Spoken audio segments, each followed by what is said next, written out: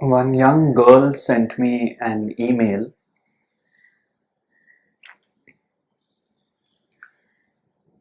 asking about what is devotion to God. And she said, unlike her mother, she is not fond of puja and rituals, having a mandir, praying before a deity. It does not appeal to her. So her mother keeps telling her that what she is doing is wrong. By not building this devotion to God, by not praying before deity, it is incorrect.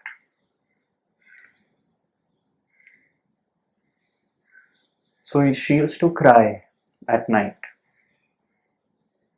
thinking that something was really wrong with her.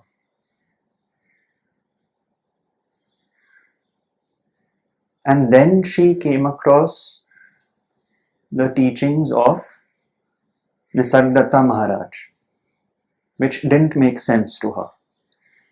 But yet, she felt calm. She could not understand why.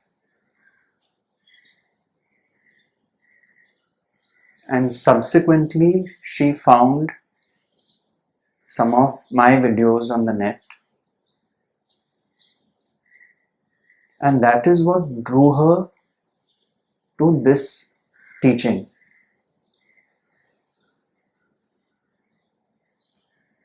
So she asked a very simple question.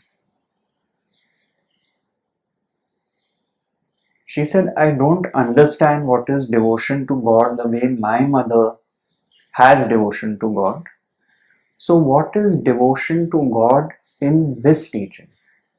In very simple words, please tell me.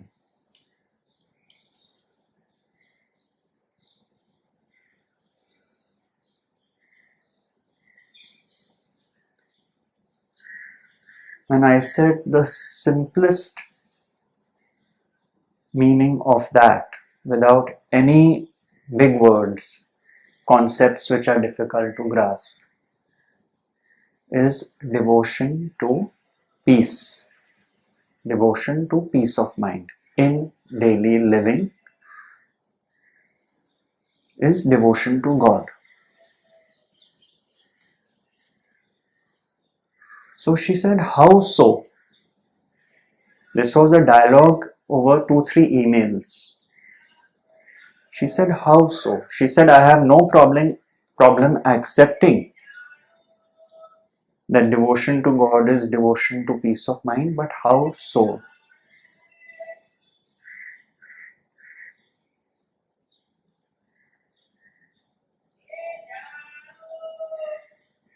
So I said, it's even simpler.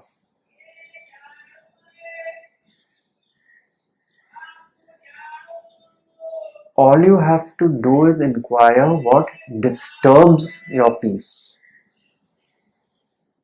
What disturbs your peace during the day? And you will realize invariably that it is a thought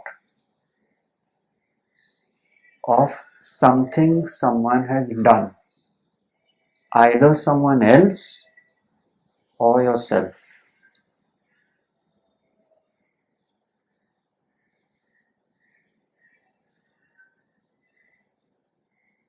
Why did he do this to me? Why did she say this? How dare he say that?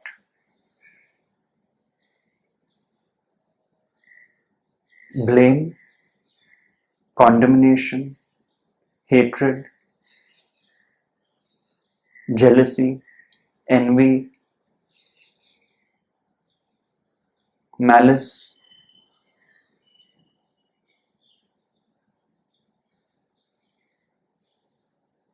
These thoughts disturb the peace.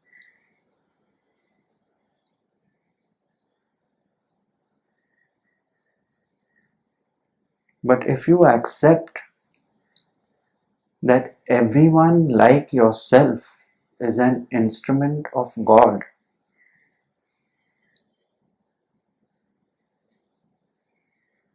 conditioned the way God conditioned them, right from childhood, how their parents treated them, the school they went to, the religion they were born into, the geographical area they were born in. All these factors made them who they are. And when you live with this understanding,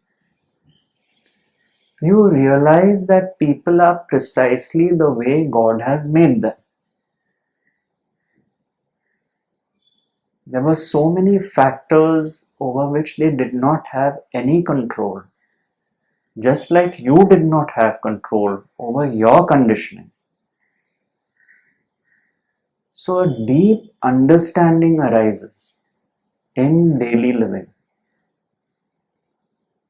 And with that, thoughts which were crowding one's mind start dropping off. The thinking mind, which is so active, going into the imaginary future or the dead past, starts getting disengaged. What happens when the thinking mind starts getting disengaged? The pure presence, which is always there, which was earlier covered by the thinking mind, starts shining through.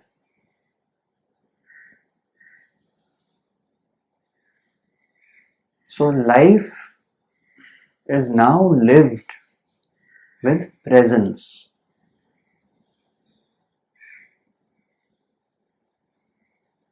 One starts abiding in one's being, as Maharaj would say, abiding in the I am, as a natural outcome of this, not as a method of abiding in the I am.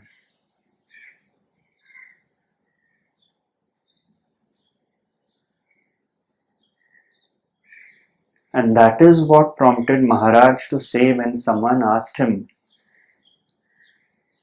that how come you don't advocate worshipping Shiva, Vishnu, Ganesha? He said because they would not exist if your sense of being were not there. They exist in your mind because you are. So who is the God? Your sense of being or an object in your consciousness?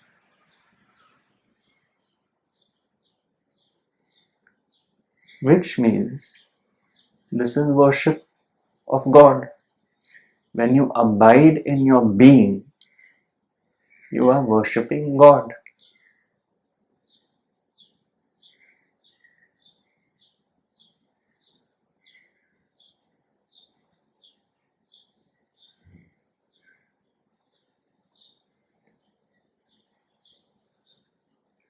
There is another benefit of this, because invariably I see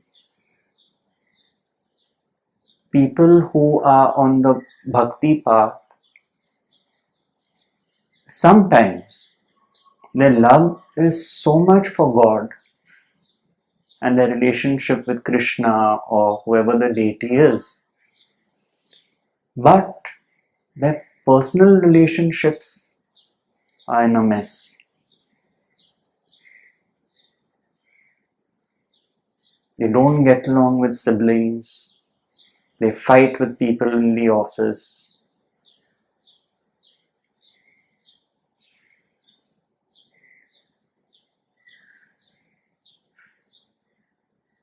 Now, with the understanding, it transforms these relationships. So you're living with this worship throughout the day. You may not be performing a ritual,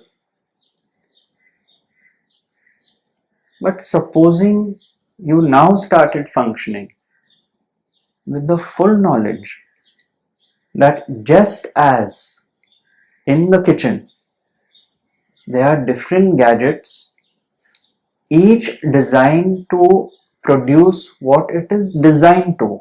The toaster can only make toast. Juice cannot come out of the toaster. The juicer will make juice. The microwave will heat the food. But without electricity, they are all dead objects. They cannot function.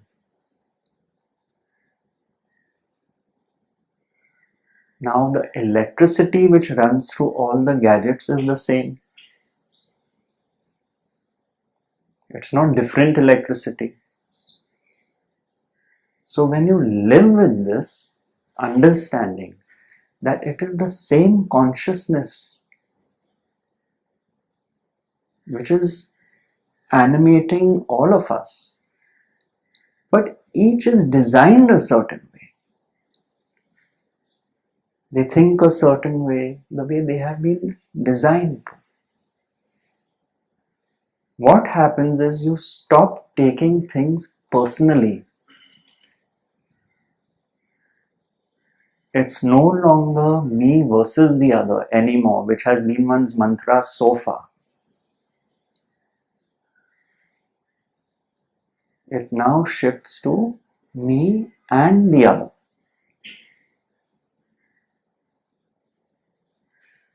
And me and the other, whoever the other may be. Right from a family member to a stranger on the street.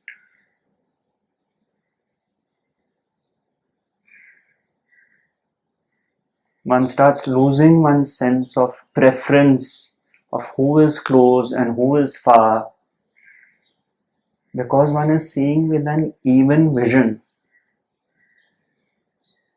That is why they say the sages don't discriminate or differentiate between someone who's been coming to them for 10 years and someone who lands up today.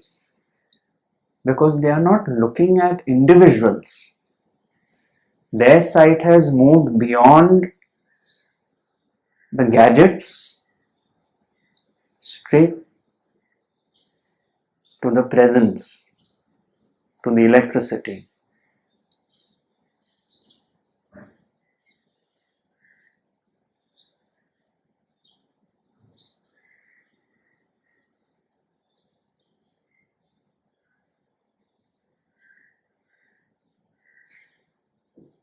That is worshipping God.